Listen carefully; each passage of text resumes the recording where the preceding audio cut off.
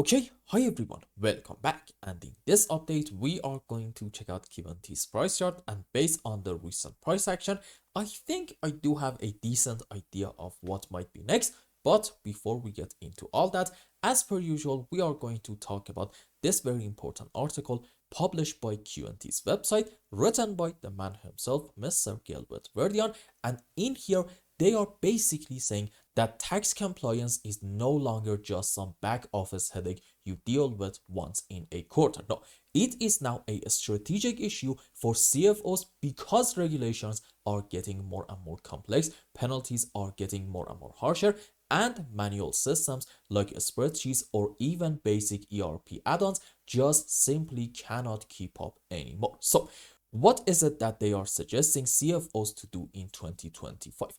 They are basically talking about three main moves. Number one is real-time tax reserves, meaning instead of doing clunky quarterly SMS and transfers, programmable payments can automatically set aside the right amount of tax every single time that revenue comes in, and that not only keeps businesses compliant, but also it actually optimizes cash flow. And let's say, okay, the reserves are going to be placed in interest-bearing accounts, then okay, in that case, they are even able to generate yield while waiting for the tax deadline, which is awesome. Second, in this article, they talk about something called cross-border tax automation. And for instance, if a company operates in multi-countries, then okay, things like, for example, VAT, import duties, currency conversions, and a lot of other stuff, reporting them could quickly get absolutely messy. Now, programmable systems are able to take care of that automatically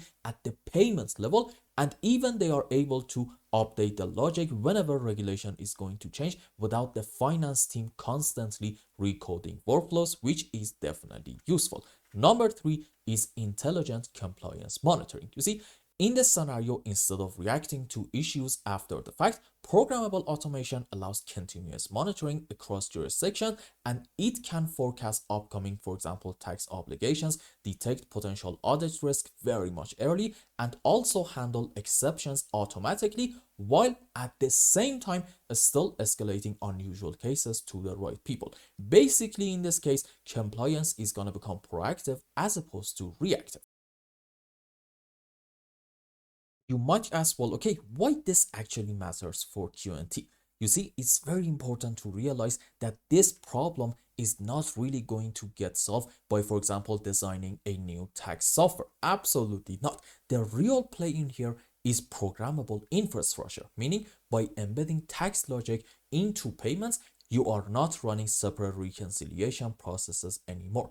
The rules execute right when the transaction happens, and combine that with integration into ERP systems and banking APIs. Well, okay, at that point, you get real-time data-driven compliance across the entire business. And this, my friends, is exactly where QNT steps in with Overledger technology and programmable payments. You see, their framework connects traditional banks, e-money institutions, and enterprises to automated rails that can scale across jurisdictions, adapt when regulations change, and provide the kind of audit trail regulators actually want to see. So, in short, QNT is showing how programmable money isn't just faster payments, it is also about turning tax compliance into something built into the financial system itself. Now, the real question in my view in here is that, well, okay, what does all this mean in practice?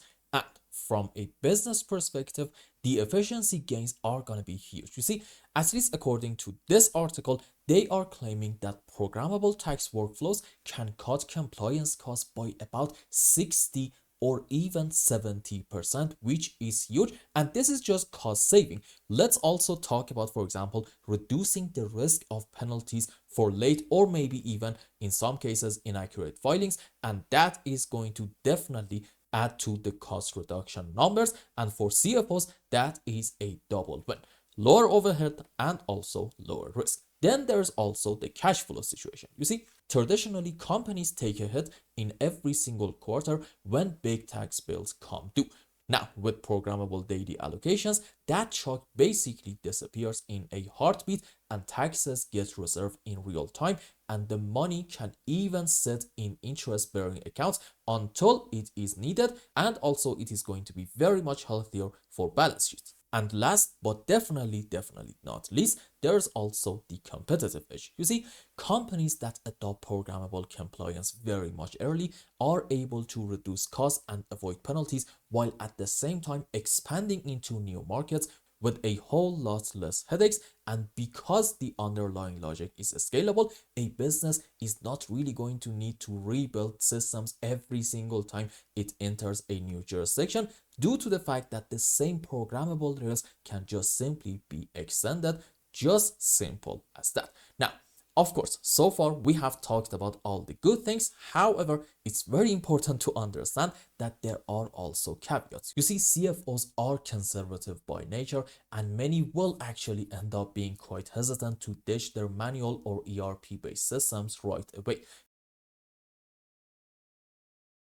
It's very important to understand that integrating programmable payments into existing banking and also ERP stacks is not going to be just simple plug and play. And while programmable logic can adapt, absolutely, still you have to realize that regulatory uncertainty is going to be always a moving target. But here is the bigger picture for you. You see, in my view, this article is mainly about positioning QNT as the infrastructure provider for programmable payments, and the narrative in here is very much clear.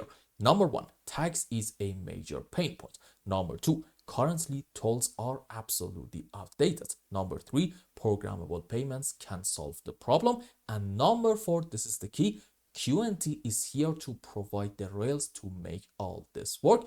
And this narrative is targeted directly at CFOs and enterprise leaders, showing them that Quant's technology, meaning Overledger, is about solving expensive everyday problems in the whole financial sector, not just crypto experiments or maybe some CBDCs. And from a bullish angle, well, okay, if Quant really does establish itself as the plumbing for programmable payments in tax, payroll, and also cross-border settlements, that is going to cement their role as the go-to interoperability and automation layer for global finance. And that, my friends, is a powerful positioning. And you know what? Let's just not say that they are going to be like the go-to option. No, let's just say they are going to attract a fraction of the adoption that they're talking about. I don't know, let's say like 20%. Even that is going to be absolutely huge. I promise you that. And you can at that point definitely bet on some big price appreciation. So from the fundamental perspective, I think we are definitely having positive stuff going on. The question is, do technicals, at least in the short term, showing that? And the answer, guess what, is absolutely not. I mean, do not get me wrong. In the midterm, I still fully believe in a beautiful bull run for QNT, hopefully by the end of this cycle, and here is why. You see, in the past couple of years in QNT, on one hand, we have been constantly setting lower highs, but on the others, guess what? We have been setting higher lows, meaning what? The price is just getting compressed more and more. And you can essentially say that this is like a triangular structure. But the million-dollar question is this: on what side is this thing going to break? Now, I don't know about you guys.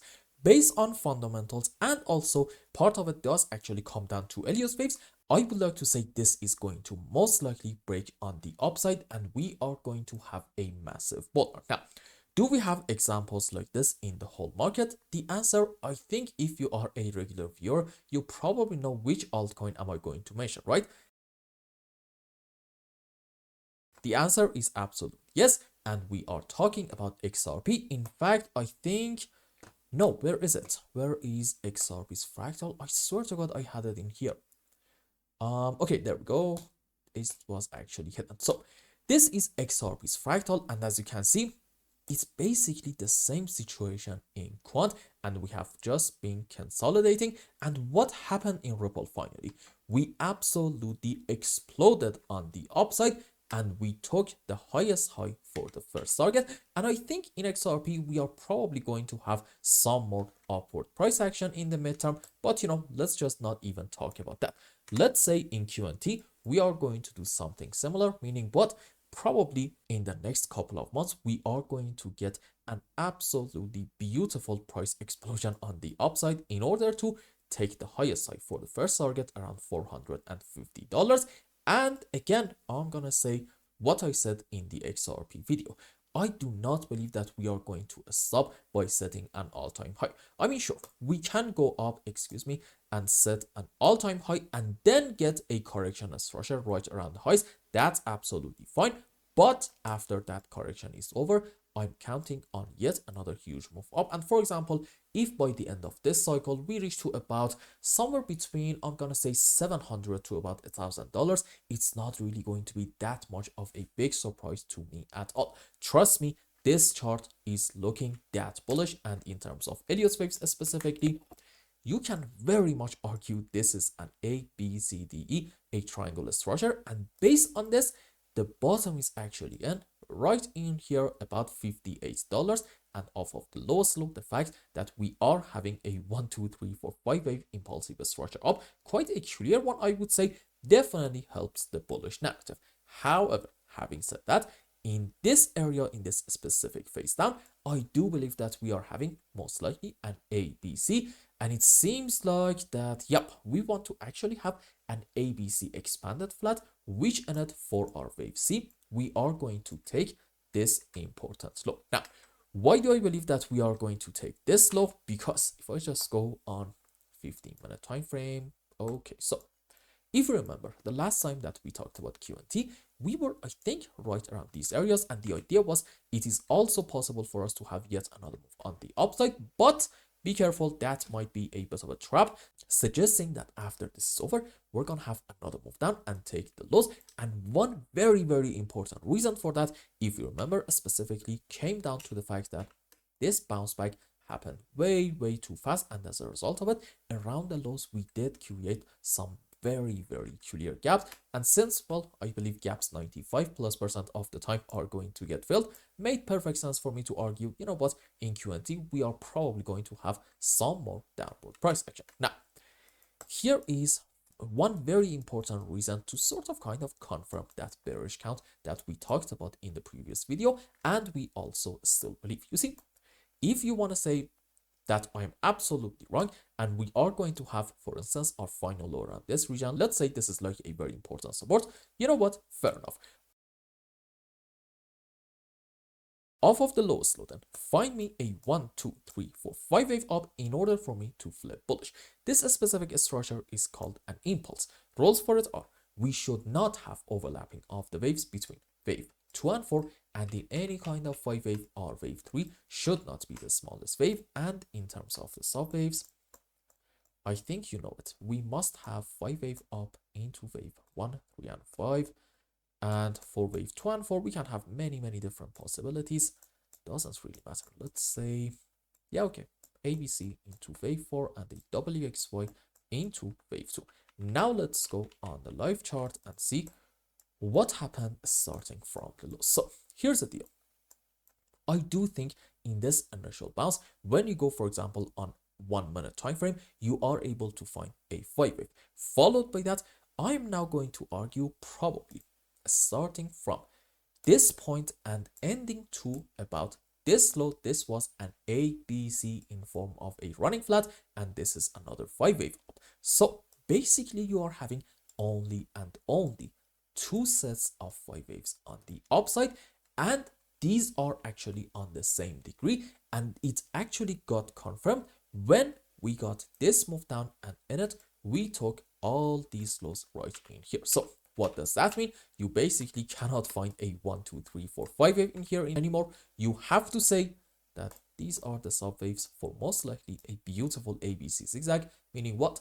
Overall, we are having a correction off of the lowest low and not an impulse, suggesting our move down in quant in the short term at least is going to continue, and in it we are going to take the lows in here about $85 for the first target, but I think we may end up going quite a bit lower than that. And we talked about this subject before. We do actually have a very, very important support area in here between $75 to about $80. So makes sense to say one very likely target for the coming move down in quant is going to be reaching to about this region, and I'm really hoping that we are not going to get a break of it. And let me just say this, most likely actually we are not going to get a break of this thing, and when we get to here, I'm telling you right now, I am going to start bottom hunting. Okay, in quant, I do not believe that we are going to have that much of a big move down. No, in my view, we have probably seen the majority of the move down that we were supposed to get. And right now, it's just the last phases of our downtrend. Okay, it's very, very important to understand that. Having said that, though, I think this might be 1, 2, 3, 4, 5 wave down into one correction for wave 2. So again, you might very well see a pullback, but pay attention, that might be just it. A very slow and choppy pullback into wave 2, and what's next? Maybe another move down into wave 3, 4, 5 in order to finally get to here. And trust me, in here, if I see the right subwaves, this is going to be a huge, huge long opportunity for me. So as you can see, sure, the price is going down, but overall, I would still like to be very much optimistic. And if we get to the right levels, I would actually buy QNT in hope that we get a very, very strong move on the upside. Not because I just believe that QNT is going to go up big time. No, it's simply because the risk to reward ratios at that point are going to make perfect sense. Okay, it's very, very important to understand that. And I hope I explained everything well and you understood what is going on in QNT's chart. Anyway, if you found any value in my content, I would really appreciate if you like this video and consider subscribing to my channel and follow me on Twitter. And if you want more, maybe you want a complete analysis for your own specific crypto, or maybe you want to learn some decent TA in order to be able to make good money in the markets, you can become a member and ask me anything you want. And until the next update, I hope you have a wonderful time with your family and loved ones. Goodbye.